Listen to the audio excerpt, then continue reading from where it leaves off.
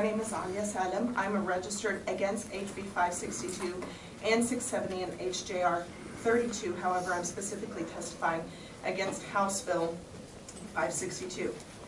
Thank you for allowing me the opportunity to testify today. I am the Executive Director of the Dallas-Fort Worth chapter for the Council on American Islamic Relations, and I help represent hundreds of thousands of Muslims in Texas.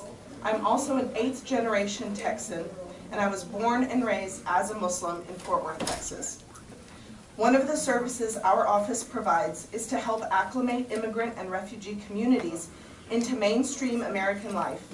For example, last year on the 4th of July, we visited 100 refugee families in Dallas and provided balloons and gifts along with educational materials about the 4th of July to help them celebrate. We also serve as an advocacy organization, and we receive complaints from clients who are Muslim or perceived as Muslim and feel they have been discriminated against. We have taken cases supporting Christian Arabs facing discrimination, and as early as just this morning at 4:30 a.m., I received an urgent call from a Hindu gentleman seeking our assistance as well. Unfortunately, the climate in our country is such that our advocacy services are in demand now more than ever. I am sure you'll agree that we'd all prefer to work on strengthening Muslim participation in American civic life as opposed to defending innocent civilians from acts of hate and discrimination. Evidence from across the country shows that some elected officials seek to score points with their voting base by attempting to marginalize Muslims with red herring laws and other hateful comments.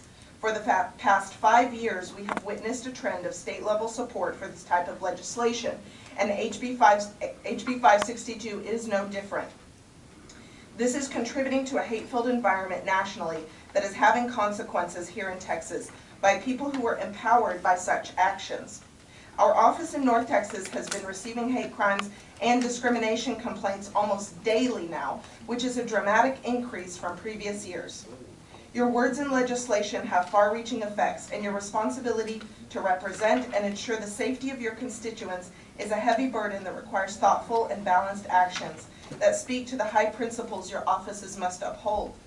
This is a solution in search of a problem with the potential for massive unintended consequences for our state.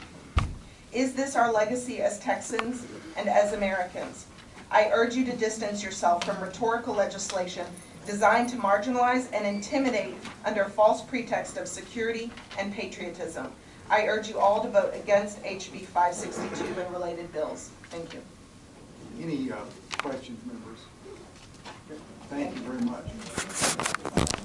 Miss Evan, I've got one. Miss Evan, could you come back up, Miss Evan? Could you come back up?